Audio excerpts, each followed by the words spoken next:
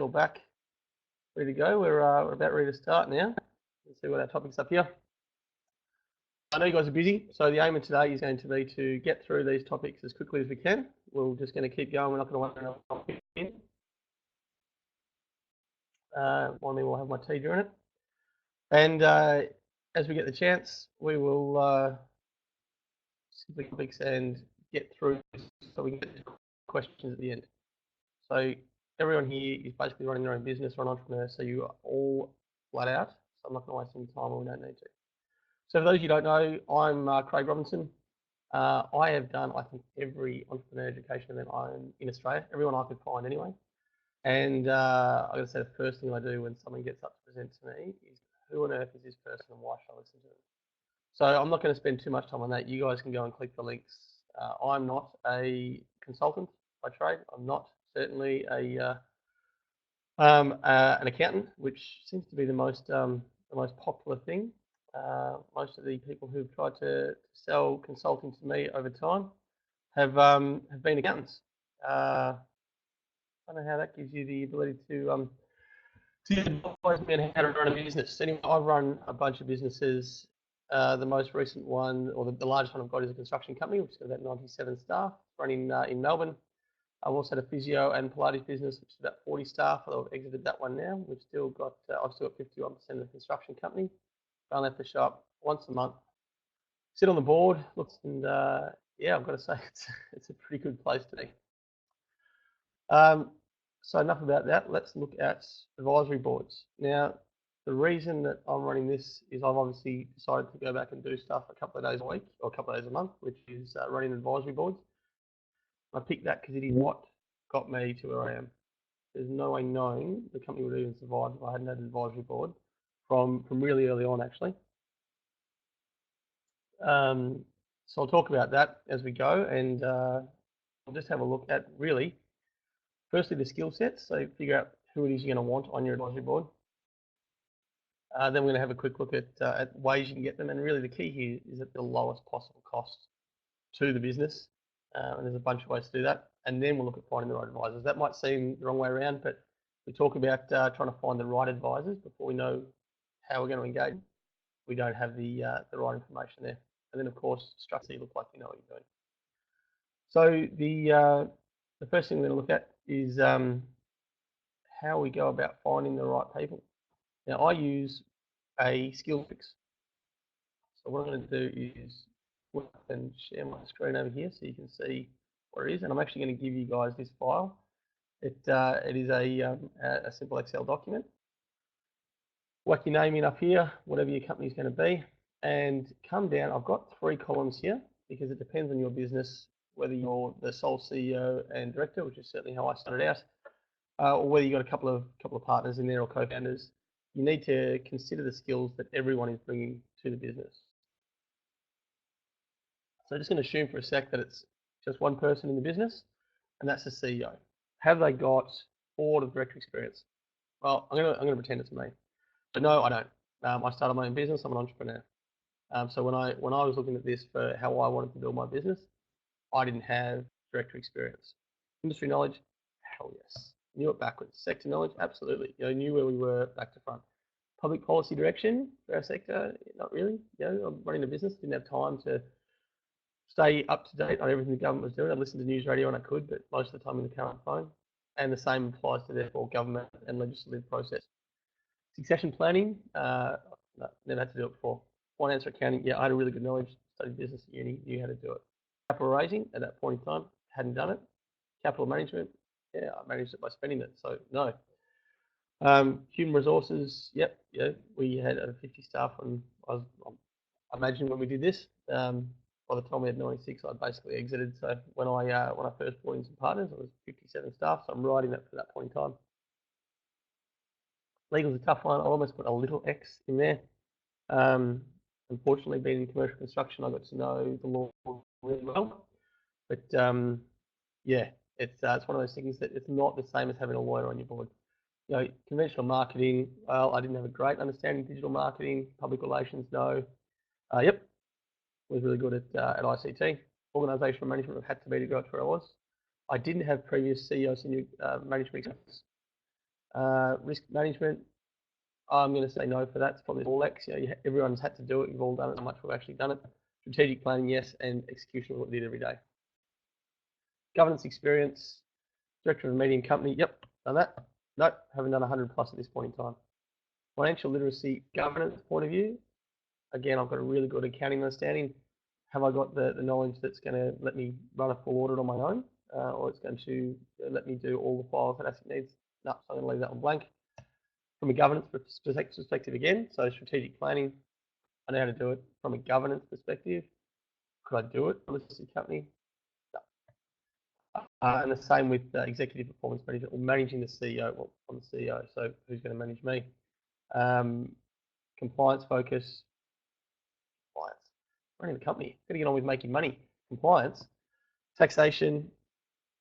Minimization. Taxation. No. R&D. I know it now. Did not a lot then, and OH&S had to learn it backwards because we're in construction. Environment and sustainability. I had an understanding, but not a huge level, and that's the level of competence. So I'm going to just delete these 2 rows. So I'm going to let me do that. So we're just going to come down here and hide those 2 rows. And it's not going to let me do that. Well, we'll pretend it is.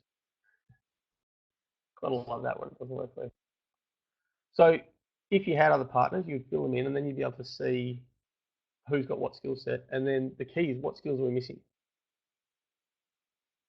So what skills do we need, or can we benefit on in our business, and therefore on our advisory board?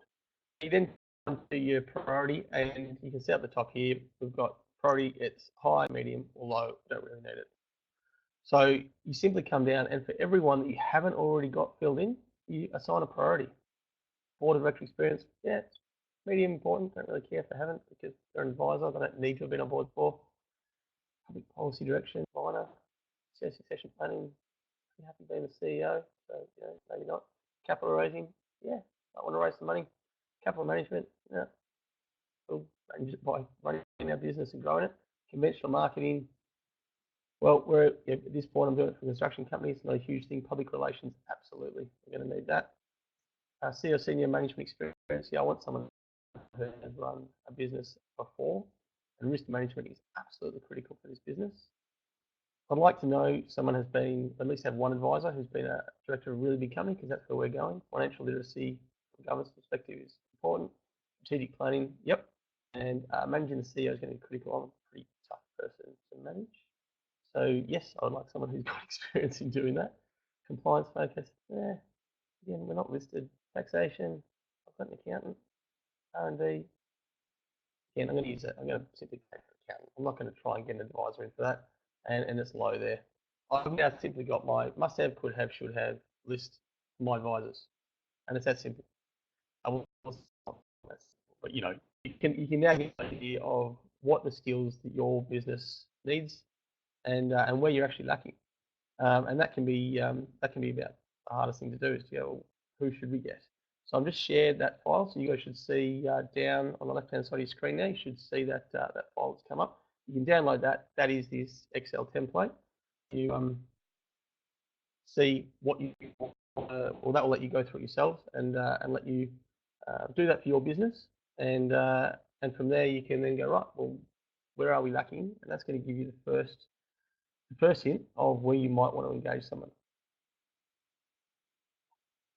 Second thing we're going to look at is how you're going to engage them. So we're jumping ahead and we're assuming that you know what the person looks like, or even who the person is, and we're going to look at ways that you can actively engage that person. So how can you do it? Well, I'm just going to throw it up here as they come to me. They come to me. What am I talking about? I've got to read up that. I'm writing on this whiteboard for you guys. I've got a whiteboard by me. I'm going to use my webinar whiteboard. You can pay them. Boring, and it's going to cost you a lot. Depending on the caliber of person you're looking at, you're probably going to pay between 40 and 80 grand a year, and that's for them to show up once a quarter. Give me a call if you need to. I'll read some reports and I'll help you out.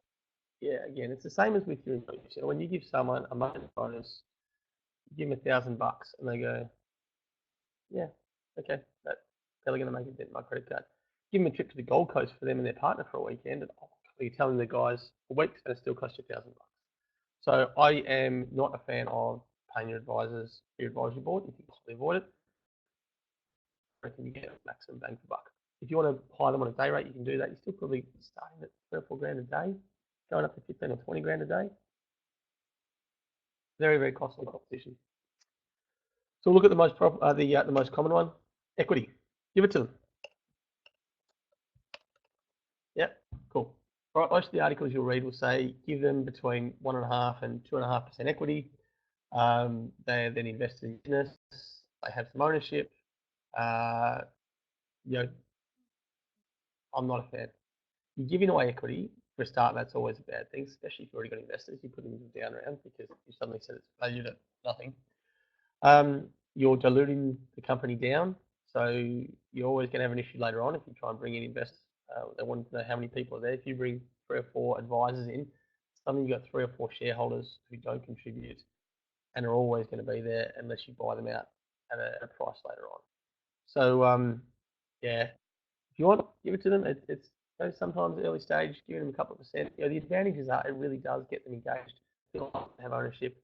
I reckon there's better ways. Get them to buy it. Get them to buy equity. This is going out looking for investment. If you're getting them to buy equity, you basically, I mean, some people are just going to call it smart money. It's venture capitalists coming in and then sitting on your board. Yeah, but most people don't think about the person on the board. They think about the money.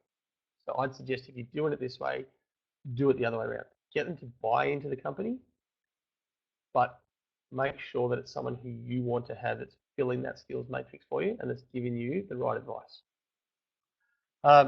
Straight up, this is I've never done any of these. I'm not a fan of any of those.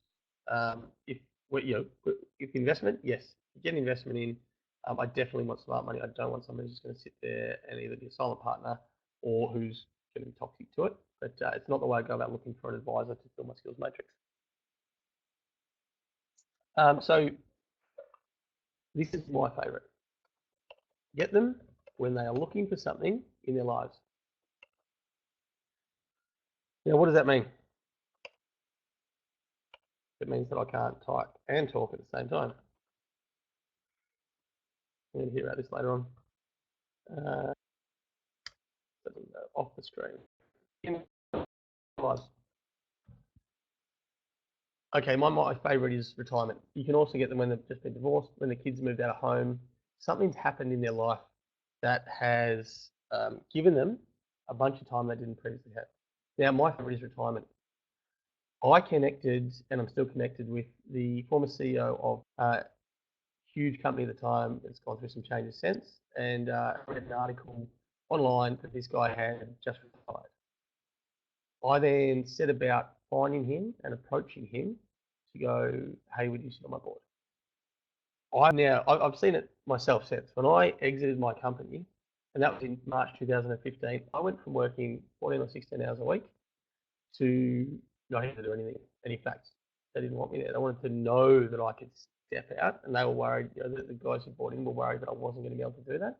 I wanted to know that I could step away. I couldn't stop. I wrote all 3 of my books in that first 3 months after I exited my company because I couldn't go from 14 plus hours a day to stop. It just didn't work. So I worked 14 hours a day, but I had to make up what I was doing because I didn't have a business phone anymore. So if someone's gone from being a CEO or a big executive or running their own business and they've just stepped back, they're going to be thinking, living a retired lifestyle. And they will. A few months in, they'll get used to it. You ease into it. But first up, there's this massive hole in their life. Grab them then. Hit them up right then and go, hey, one end, can you help me out? And obviously, just sell them that. I'll talk to you later on about how I got the CEO of Mighty 10 on. But yeah, well, I'll tell you now, I tracked him down. I had to stalk him. He had an unusual surname, so that was lucky. Yeah, I'm pretty good on the internet, but I'm not the best. So I simply went on White Pages. There were like 6 people in Melbourne with that surname, and I knew he lived in Melbourne. I then went on Facebook. I found his wife, and her privacy settings were dialed up to the max, but she obviously had a profile picture, and it was her and I was looking for, and 2 kids. And if I needed more proof, then I could check the little setting she'd said was herself and the CEO's name, and the grandkids. Great. So then I went, and his first initial was L, and her name was Barbara. So White Pages had an L and B surname. So I've now got their address. Wrote him a letter and posted it to him. He got in touch with my phone within a week. We still catch up in Brighton. Never actually sat on my advisory board. He didn't want to travel to the office, but he was happy to chat to me and mentor me. We catch up every month in Brighton, just around the corner from his home at a cafe there. He insists on paying for lunch every second time. Like, I get amazing value and it costs me nothing. It's harder to find if they've been just divorced or if the kids moved away. You've got to sort of delve in there, but if there's someone who you know, any gap in their lives, getting there and right now. So if you know the right person and they're at that point in their career where they're retiring and they're looking to step back, bang, that's your in. Grab that person and connect with them and do it in the first couple of months after they've stepped back, because they will find things to fill that hole. But right then and there, the offer of, can you help me, I'd really like you to give back, they'll normally jump on. If you're doing it, just make sure, and there's a few of these we're going to go through there. What do they want? They still want to feel important. They still want to feel involved. So the key thing for me in this relationship is to give them feedback on what's going on. So every single month when I meet with that former CEO, the first thing I do is tell him what happened with the ideas that he gave me last month. So I take copious notes during our meetings. And he always picks 3 things. He said, right, here are the 3 things we're focused on this month. I sit there and go, we looked at this, decided not to implement it, here's why. We tried this, it didn't work, and here's what we did about it. And we tweaked it, and we tried this, it worked, and we tried that, and it didn't work, so we tweaked it back, and we're still going with it. Bang. They've now feeling like they've got ownership, and they can see that they're not just talking to a wall, you're actively listening, and you're giving them feedback on that, and that gives them that sense of importance that they're still controlling and directing something, and really giving back, because that becomes that point when you're CEO and you've made a packet, and you've got the big house and the cars, and you're set for life with a golden parachute.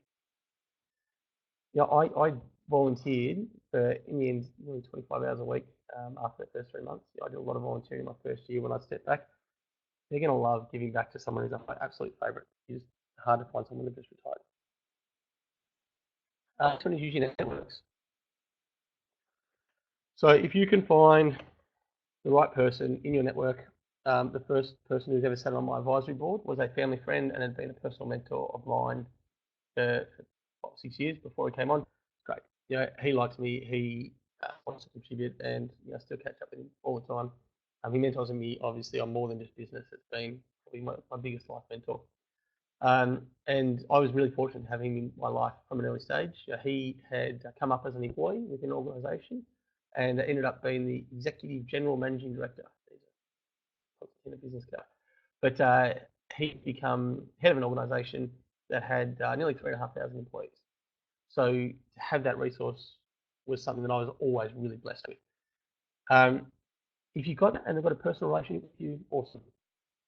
Because they generally like you and they want to see you succeed, and they will help out wherever they can.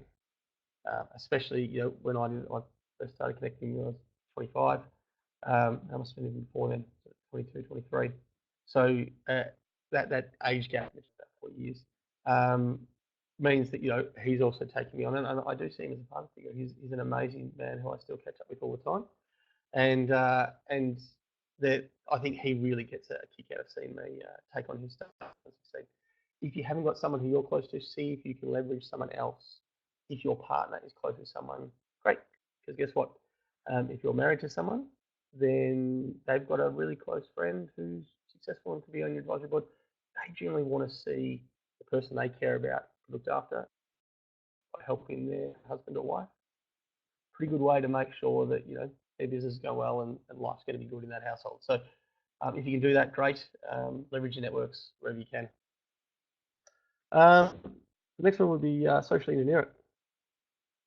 Now that's a term that has got some negative press. It depends on how you look at it. It's connect with them in another way is the way I think of it. So find the right person, find what they like, find where they go, learn about them, learn what makes them tick, What do they enjoy doing? If they're, if they enjoy going to the on Friday nights, probably shoot that pub every Friday night. Might take you a few weeks so you connect with them. Great. If they're a member of a club, try and become a member of that club. At least become a guest in there. If they like fly fishing, go and learn to fly fish. You know what I mean? I just learn about it at least and go and talk about it and be ready to connect with them any way you can. And then the key is find out what you can add to them. So if someone's just retired, what are you adding? Well, you're giving them meaning and purpose back in their life because they've now got someone they can connect with and they've got a way that they can contribute. And that gives them fulfillment. You know, they've gone from being a really important person to nobody. Not nobody, but an everyday average person, which is a big step. Um, if someone's still active, it could be simple credibility. Give them, adding to their LinkedIn and their resume. They sit on an advisory board. That looks really good. It could just be profile. If there's someone who's trying to go into the speaking circuit, if there's someone who's starting a consulting business or anything else, it may be that. The tip that I give, my favourite one is finding someone who is trying to get into being a company director of big organisations. Typically, they're going to be sitting on a charity board. Bendigo Bank's a great one. Bendigo Bank is 99% or something of their puts back to the community. All the boards of every single community bank is a volunteer board. I've done fundraising for a few of the charities I'm a part of, and I've had to go to their AGMs to receive the check that they're giving us because they're giving to community organisations. And so you sit through it and you see how it works. And I've spoken to those guys afterwards. Yeah, they're all smart, capable. We're trying to get to that point where they can be invited to the big corporate boards, and so they need to build a reputation. Okay, cool. I've sat on the Bendigo Bank board of my local bank and turned over X million dollars a year or tens of millions of dollars a year, and I became the chairman and I ran the meetings. Cool level of credibility. I'm a member of the Australian Company Institute of Australian Company Directors. Those sort of things are going to be the people who are looking to become a board member, and you can become a stepping stone along that path for them if you play that right. So again, knowing what they want is going to be a way that you can get in. I'm going to show you here. This is the letter I sent to the former CEO of Mitre 10, and I've basically laid out to him a bunch of stuff. Now you can read through it. I'll put this on the downloads. I understand that his time is valuable. He has a family. I've seen his grandkids. I had an 11-year-old daughter at the time, and I fully understood that his time was valuable. So I've sort of connected with him then, and then I've told my story. I'm uncertain of what future involvement he wishes to have with mentoring business people, but I then launched into my story. And 10 years ago, I was free climbing the Grampians. I was 21 and believed myself to be an excellent climber, not to mention invincible when you're a male. The 12-metre fall that shattered my left leg changed my opinion on both counts. The superbug infection that followed 2 years on crutches allowed plenty of time for soul searching to completely change the course of my life. And I just go deeper into that, and how I started off with the Curator Carpentry apprenticeship when I came out, having studied business at uni, and then we talk about our company. Our number one value as a company is absolute commitment to our staff's health and well-being, both now and into the future. We want all our people to have the chance to lead an active and fulfilling life. Our guys are paid to stretch each morning and each afternoon. The older guys and those with families are taught to watch the younger guys who are still under the illusion that they are invincible. So I carefully set this up because I know I'm writing to a retiree with grandkids, and their values are now going to be, I want my kids to be looked after. I'm talking about me. I've given him some personal information that's been hooked into my story. And then I'm talking about our company and our values, and that we look after young people and how we do that.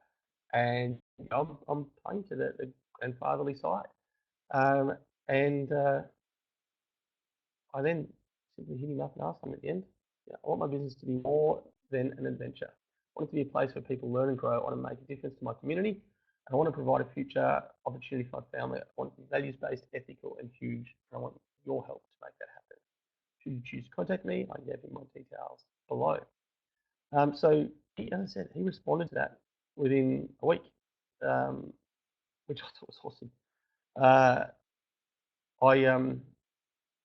going to find out how to give you guys that too. There we go. That should be in your left-hand side there again, so you can download if you want to see it. That was a way that I was able to socially engineer seeing him by hooking him with my story. And I've been able to continue that connection by giving him purpose and meaning in his life as he goes on. So if you are trying to social engineer it, learn everything you can about that person. What are their interests? Have they got kids? What do they like doing? If you're not retired, then how are you going to get them in? Even if you barter or trade something. We had a physio and Pilates business. If I found out that someone was suffering from back pain, if we could fix that for them, even though the cost to us might be a couple of $1,000. If we could take someone who had back pain and go, right, we're going to give you a physio session once a week for the next 10 weeks, and we're obviously paying cost for that, and then we're going to put you in Pilates, come and do Pilates every week. We know it'll fix it, and it does. Awesome.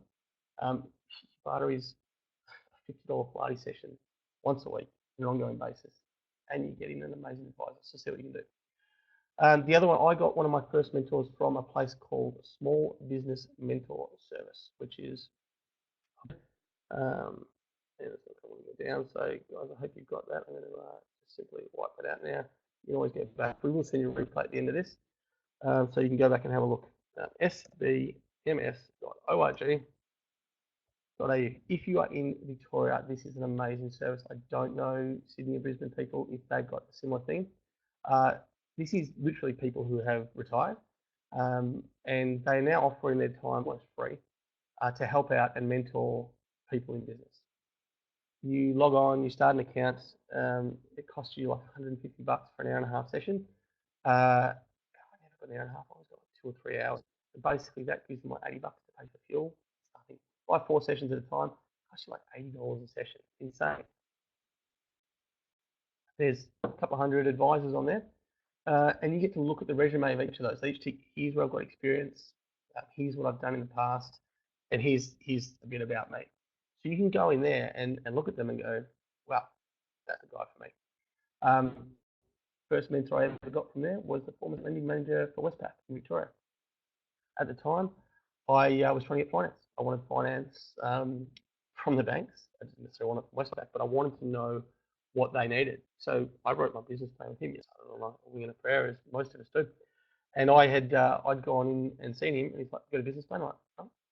"You got a budget?" Like, "No." He's like, "Right, we need to write both of those, or there's no way you're getting finance." He took me through it, and then I got my business plan. He said, "Awesome, I love this.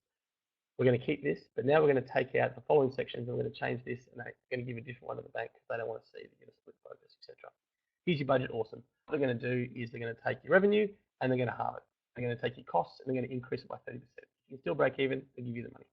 So keep your budget. I like it. Now go and redo one for the bank.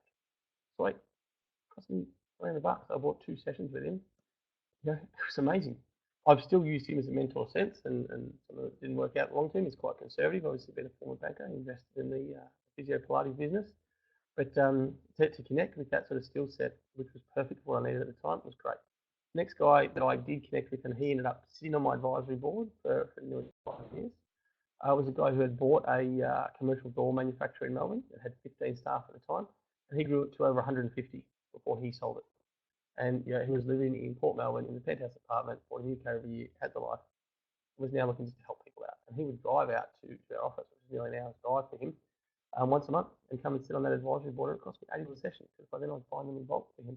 And he'd come for, we had a 3-hour advisory board meeting, and he'd stay for an hour or so afterwards. Like $80, incredible. So if you're in Victoria, hit that up. I could not recommend it highly enough. All right, so that's going to give you an idea, hopefully, of where you can find them, and you can see why I'm not a fan of simply paying for them. You make it if you have to, if you want to, but find out what they want. That's really the key. Find the person that appeals most to them, and just like staff incentives, it's usually not money spilling to them, and 2.5% of the company that maybe will be worth something one day. Yeah. Find the right advisors. Okay, how are we going to do that? Well, look at your skills matrix. That's going to be first. Yeah, so here's your skills matrix. You're going to go and look at what you need as your very first thing.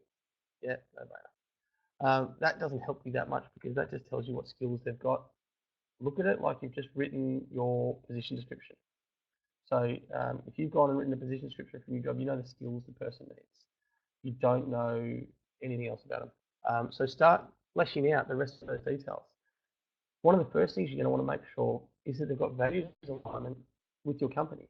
So the two, I've already talked about both of them. My long-term mentor and the guy, the other first advisor was from a small business mentoring service. They had really, really different perspectives. One had been the head of an organization of nearly 3,500 staff. He got to managing people really, really effectively. And for him, it was all about the people. So when we talk about a problem, he would talk about the people, how we could train them, how we could improve them, coach them, what quadrant they were in, get them aligned with our values. It was about the people. And the other one who had run his own business, it was about the numbers. He knew numbers backwards. Best guy with Excel I've ever seen, helped me with budgets beyond my understanding at the time. And when we had a problem, he just went to the numbers. If someone couldn't perform on the numbers, get rid of them.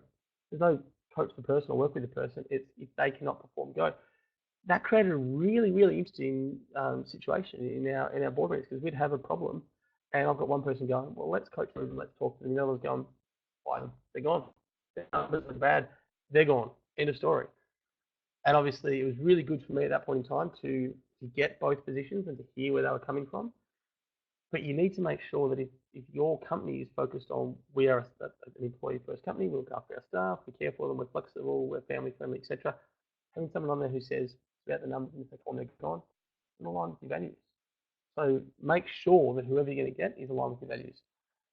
Just make sure as well they're aligned with your strategic direction. I sort of alluded to this before. One of the other mentors who ended up on the board of the physio and Pilates company. I'm an entrepreneur. I like to go big. I like to go big quickly. I'm an aggressive growth kind of guy. I wanted to systemize it, which we did, and then I wanted to scale it out nationally very aggressively. I saw all the right signs. I'm like, cool, let's roll this out. We're going to have 4 within a year, and then we're going to have 10 within 2 years, and we're aiming to have 60 within 3 years. I lost that argument because there were 3 partners in that business at that point in time, and we've already talked about one of them. He's a former state lending manager for one of the big 4. His whole life had been conservative. He was a venture capitalist because he made plenty of money and saved it and invested it well. But he's an extremely conservative investor, and it not only took it to a case of he didn't want to be on board with my aggressive scale-out plan, it scared him off being part of any venture that I was leading. He felt that I was too high risk, and he didn't want to be part of it anymore. And that was all into us exiting that business because the other partner actually ended up basically agreeing with him. Sorry, we don't think this is right. We want a more conservative approach. We don't think you've got to run that. So we want to replace you and you sell shares, or we sell it, exit the whole thing. So make sure they're aligned. If aggressive growth mindset needs aggressive growth people. If they haven't got the right mindset and you want to grow rapidly, they're going to be holding you back the whole time by going, what are you doing? You're moving too fast. I need to be cultural fit with any other members of your board. I've got 2 amazing dogs. They go to the dog beach down here on the Mornington Peninsula most days. They socialise with other dogs. Every now and again, a dog comes along that they just dislike on sight, and you see this with people all the time. So if you've got someone who's not going to get along with someone else, you get a situation in the board where rather than being focused on what's happening with the business and helping the business, the whole focus becomes, he said that, so I'm against that. He's against that, I'm for it. Personalities. You don't think that happens at that level, you're kidding yourself. Look at world politics. There's a figure that everyone knows without being too controversial, who takes things really personally and gets up in arms and takes to social media to decide, right, well, I don't like you anymore because you were mean to me. So make sure there's a cultural fit with the other people on there. That's hard to engineer when you're asking them first. You do a sit down with the other advisors. Great. I like disc profiling. It's not something you're going to get them to do a disc profile, but once you know it and understand it, I'm putting my hat on and going, this person's a DI. An SC is probably good. Are they going to clash with them and how? Just think about that. It's a tough one, but as best you can. And from there, build your ideal persona.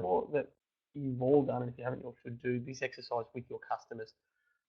Write down who your ideal customer is, who's your ideal client, and do it. Give them a name. Bob, and where does he live? What does he do? what's his problems, and create that persona. So, what is the industry they've worked in? What jobs have they had? For what companies? What are their qualifications? Where they go to school? That can be useful because they went to the same school or uni as you. You've got an in. What's their lifestyle? Where do they live? What do they enjoy doing? Do they have kids? Where's their free time?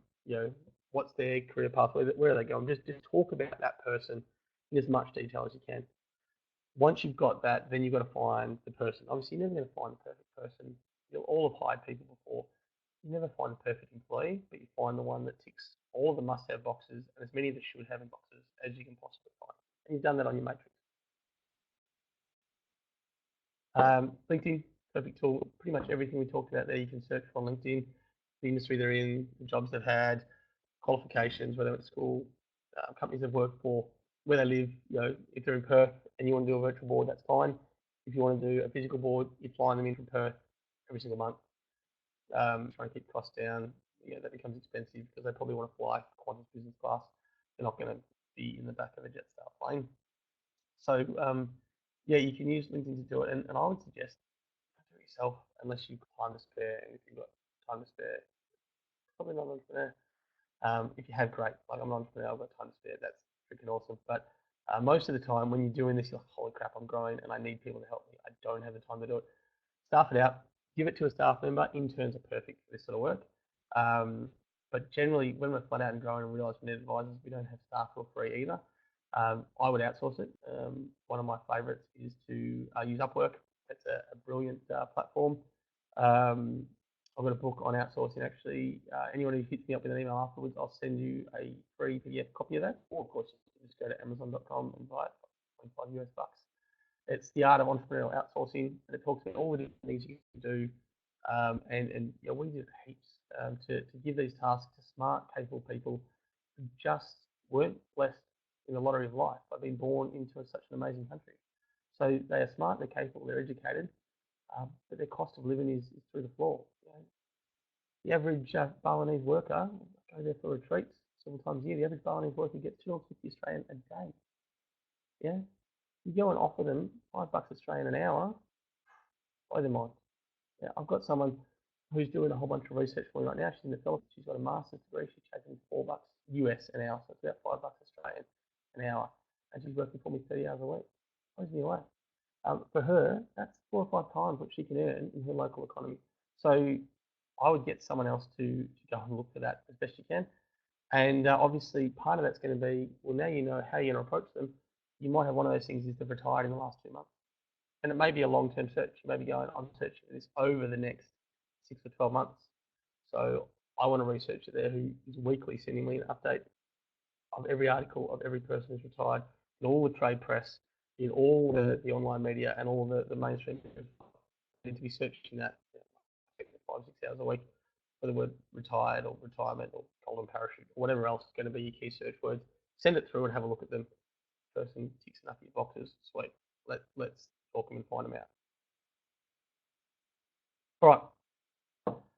Structure your meetings to give you credibility. Yeah. Find an advisor. Structure your meetings. And it's not playing ball with me. All right. You have to trust me that the page there should say structure your meeting to give you credibility. All right.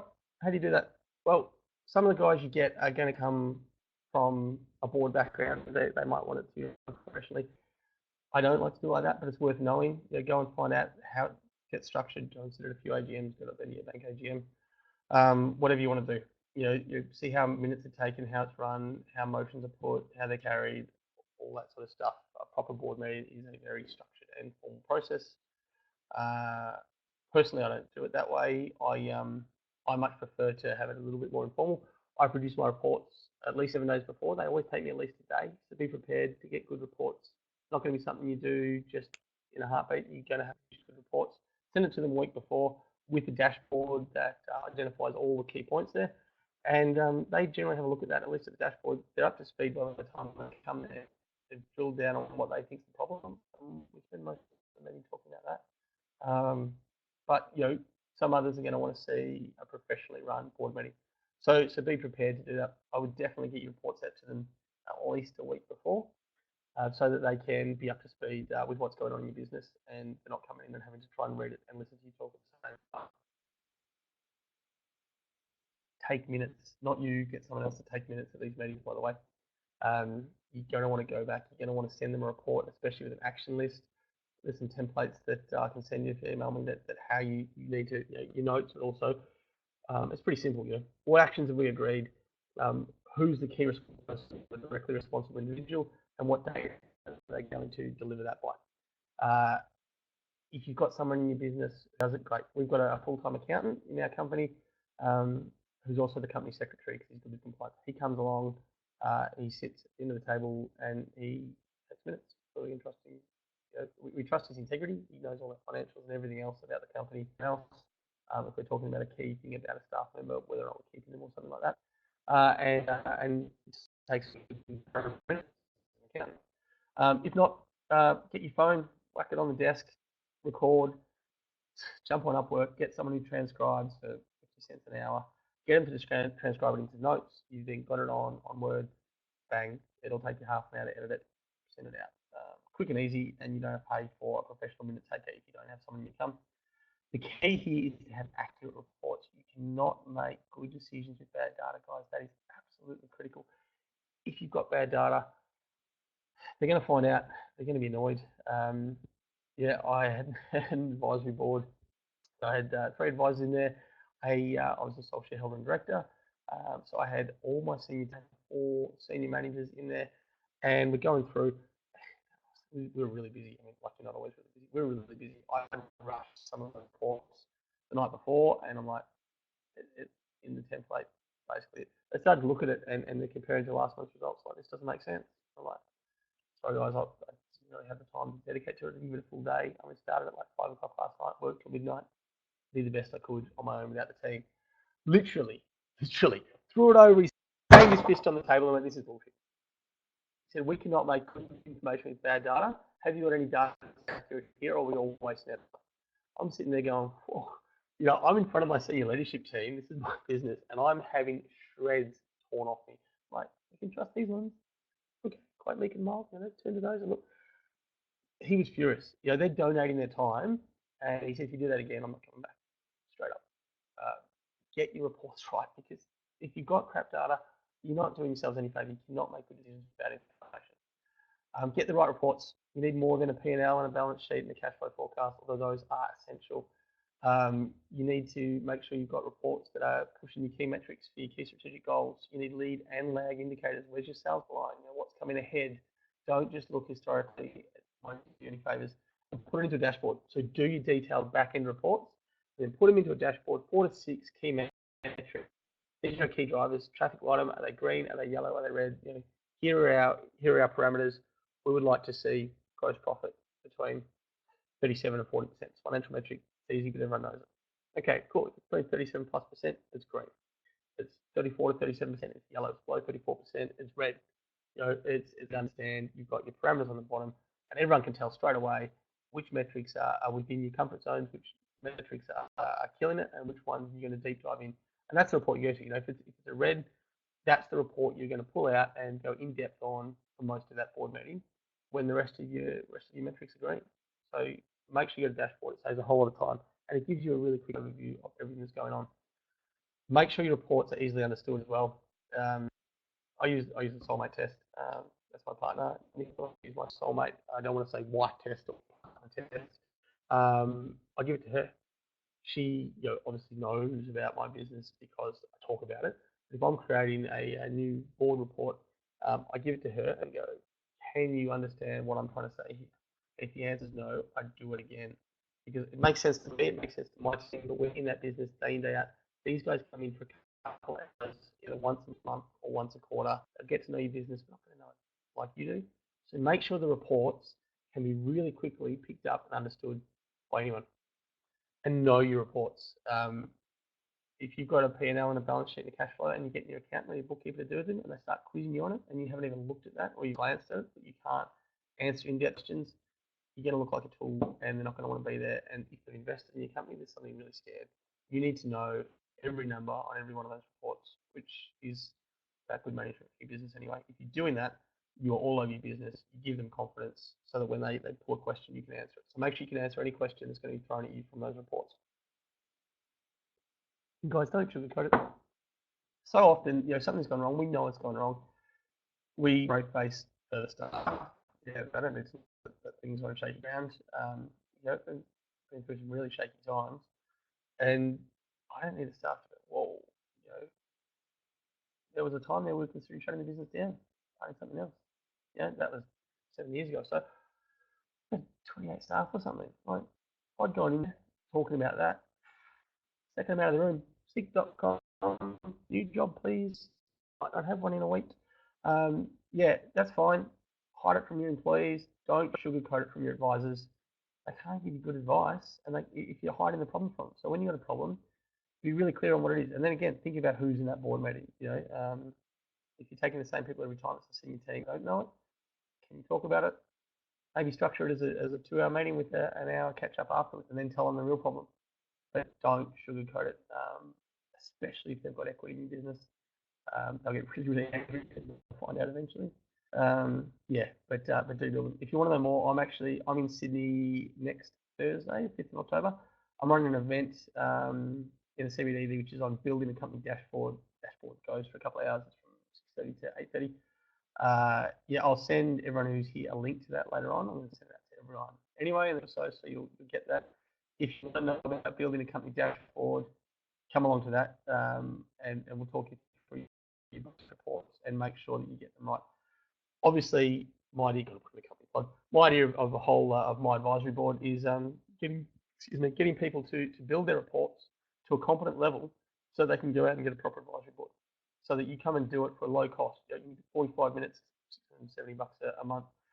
It's less than $1,000, and you produce your report. We laser focus in on those reports, and then when you've got them down pat and you know what you're doing, then you can go, sweet, I'm confident to bring in external advisors and look like I know I've got them. I know exactly what I'm doing.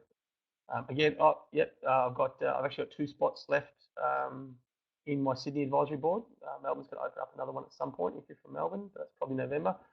It's in 2 weeks tomorrow, so there's not a lot of time. The 2 spots left. If anyone in this meeting wants one of those, you can come along for $1. Give us your details for the first one. Charge you $1. You get your reports as best you can in a fortnight up to scratch. I'll spend an hour on the phone with you beforehand, and if you think it's for you, great. You can continue with the program. If not, you've spent $1. So I'll send that through to everyone who's here as well. And that's it, guys. We've got, let's see if anyone's got any questions. So I'll hang around for another 12 minutes. If anyone wants to ask any questions, we've got the chat there. Make sure you download those files if you want them. You should probably see them now. So let me put them back so we can see them. No. Anyway, if you haven't got the files already, let me know, and I will make sure that I get those through to you guys as soon as I can. All right. I hope everyone enjoyed it. I'll look forward to connecting with some of you guys again. Let me know if you want the book. I might even see some of you in Sydney next Thursday. Thursday week, tomorrow week. And more than happy to hopefully get some of you in there. As I said, 2 spots left. If you want to come along, it's $1. Let me know. Let's have a look. What do we got? Got the candidate. Yeah, thanks, Barbara. No point in sugarcoating it myself either. I'm actually at home on the morning. I thought I was going to have the dogs come up at some point. They always do. Join in, but no, we didn't. People are typing too fast. I'm down. I mean, that's annoying. It's all right. Keep typing. I'll catch up. You're welcome, Robert. Matt, send me an email. We'll chat further. I think I've seen that you put in for a one-on-one strategy session. Let's link up on the phone first, man. I'll have a chat to you, learn about your business, and then we can definitely connect in Melbourne after that. No worries, David. You're welcome. Adam, yep. Send me an email, and I will find that book. I don't have it. So it's obviously on Kindle and stuff. I'm going to have to put it on PDF. So I don't have it on a website or something at the moment. But and if you send me an email, I will send you out a copy of that Art of Entrepreneurial Outsourcing. No worries at all.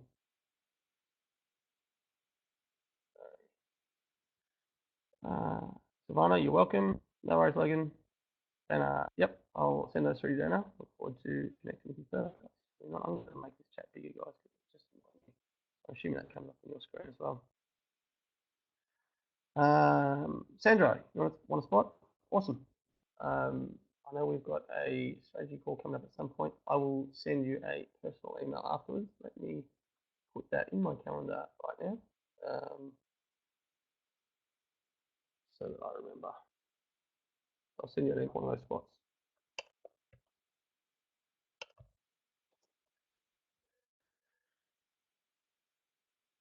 I've been Sydney, my friend, for the dashboard. Would love one. Yep. Awesome, Adam. I think that's it.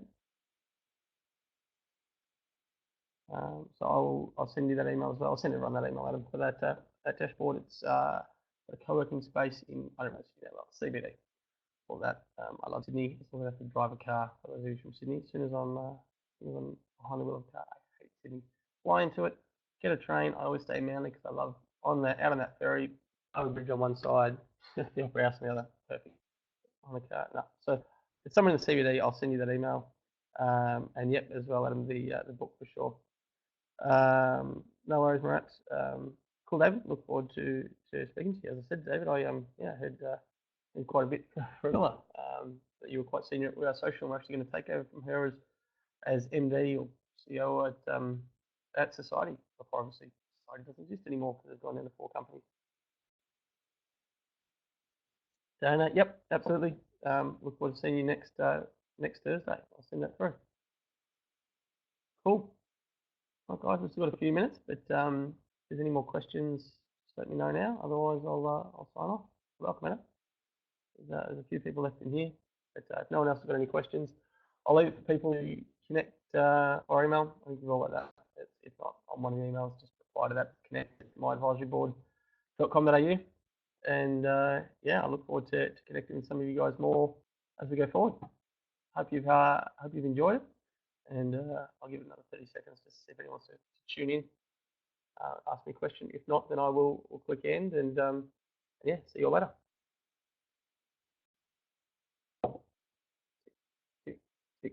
This is boring. All right, no one's typed anything. I can normally see a little dot. I think you can type one. So I'm going to see you guys later. Enjoy your day. It's beautiful and sunny in Melbourne. It must be like 14 degrees outside. In Sydney, it's probably like 37 at the moment. I don't tell my partner that. She moved from Sydney and yeah, hate the cold. So enjoy your day, enjoy your week, and I'll see some of you next week.